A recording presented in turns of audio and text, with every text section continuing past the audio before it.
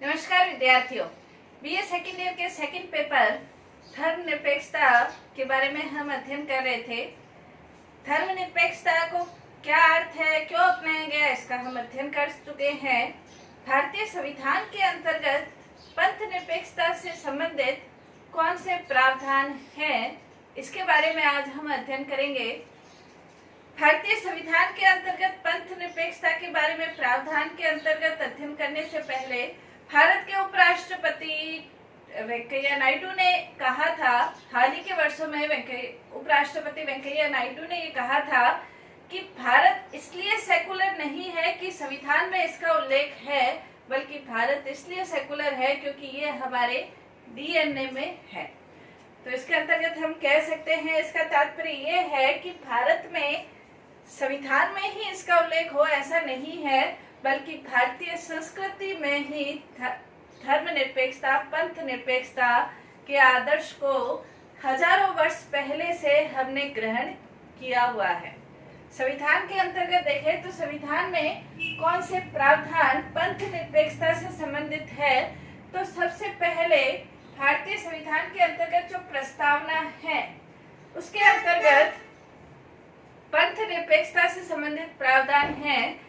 प्रस्तावना के अंतर्गत जहां स्वतंत्रता, समानता, बंधुत्व, भ्रातृत्व इन शब्दों का प्रयोग किया गया है, वहां पर स्पष्ट रूप से धर्म, विश्वास और उपासना की स्वतंत्रता ये भी प्रदान की गई है। हालांकि जो पंथ निरपेक्ष शब्द है वो 1976 के अंतर्गत 42वां संविधान संशोधन के आधार पर जोड़ा गया था, लेकिन उससे पहले भी प्रस्तावना में पंथ निरपेक्षता के संदर्भ में धर्म, उपासना, विश्वास की स्वतंत्रता प्रदान की गई है।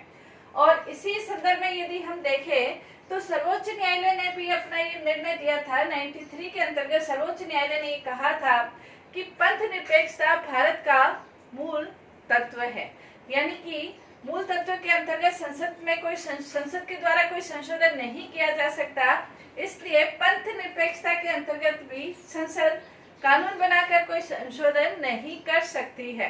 तो 93 के अंतर्गत पंथ निरपेक्षता को मूल तत्व सर्वोच्च न्यायालय ने बताया है।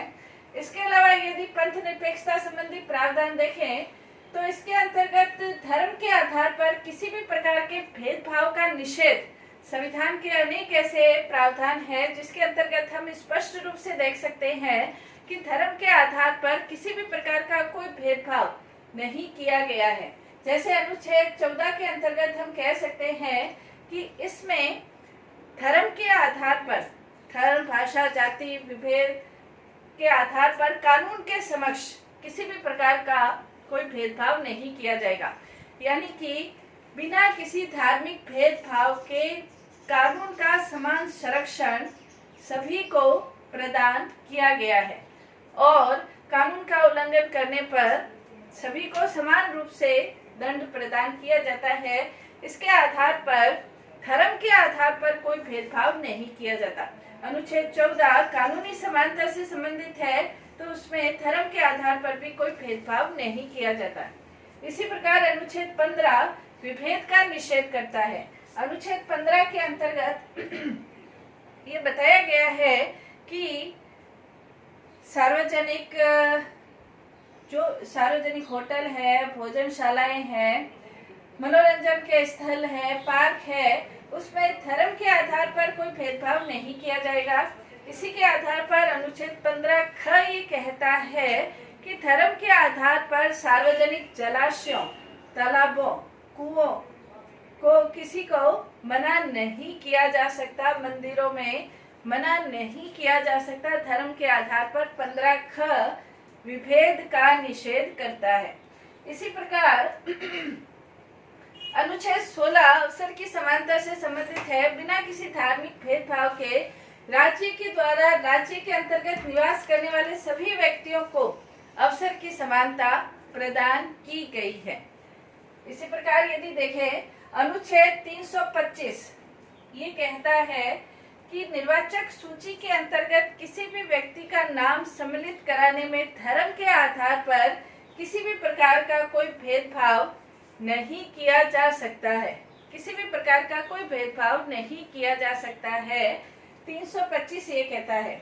इसी प्रकार नागरिकता प्रदान करने के संबंध में नागरिकता से संबंधित संसद ने भारतीय नागरिकता अधिनियम 1955 प्रदान किया था, जिसके अंतर्गत भारतीय संविधान के द्वारा नागरिकता प्रदान करने के लिए धर्म के आधार पर किसी प्रकार का कोई भेदभाव नहीं किया जाता, न ही धर्म के आधार पर नागरिकता प्रदान की जा सकती है।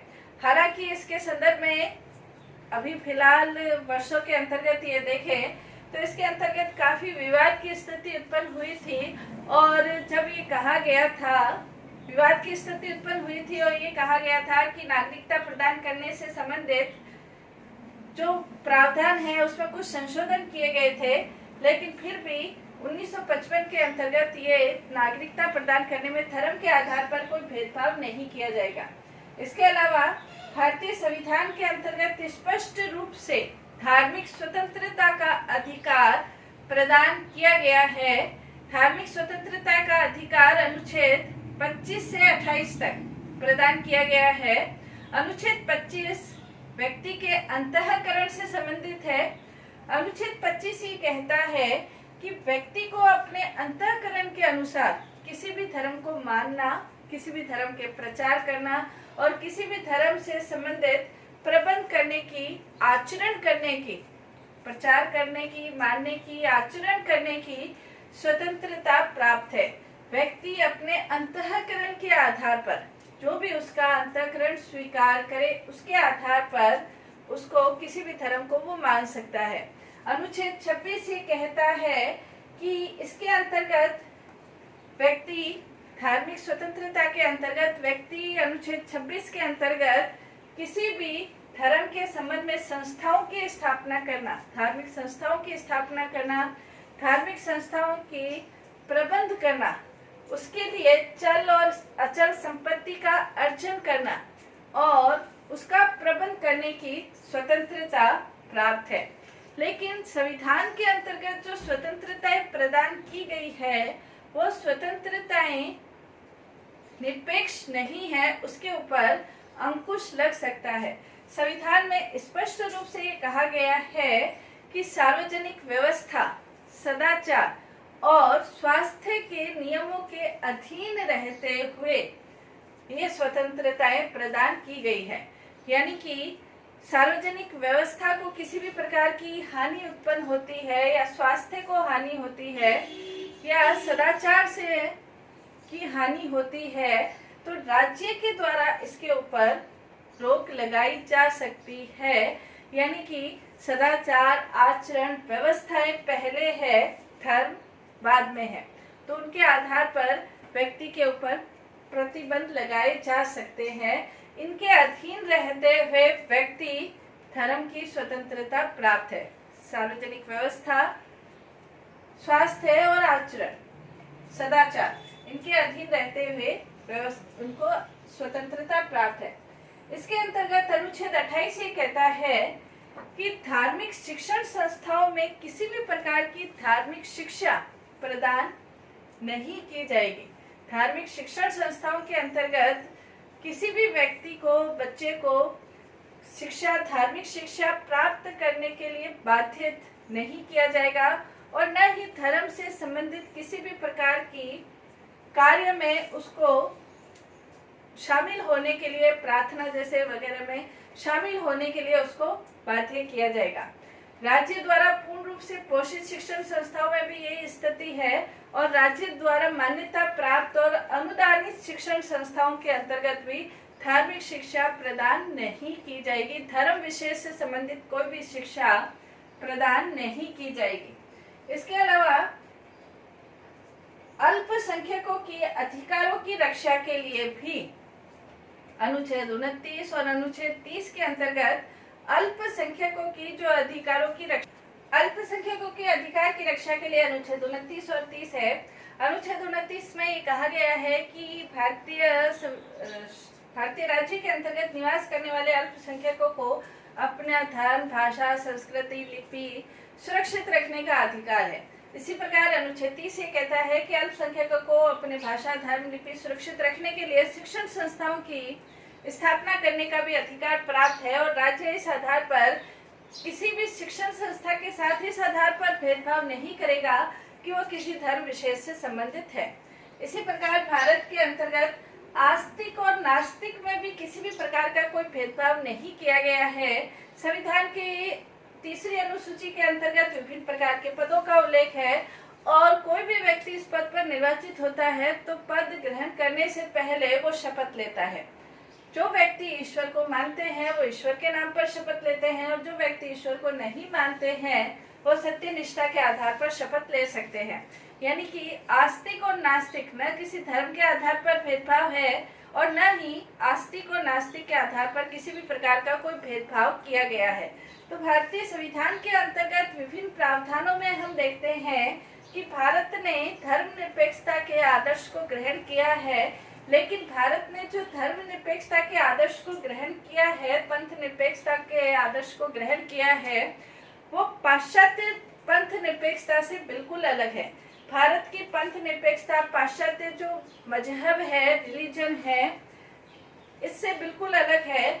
हमारे यहाँ पंथ के संदर्भ में किसी भी प्रकार का कोई भेदभाव राज्य के द्वारा नहीं किया गया है और न ही राज्य किसी धर्म की उन्नति में कोई सहयोग देता है और न ही किसी धर्म की पतन में कोई सहयोग देता है, न राज्य का अपना कोई धर्म है।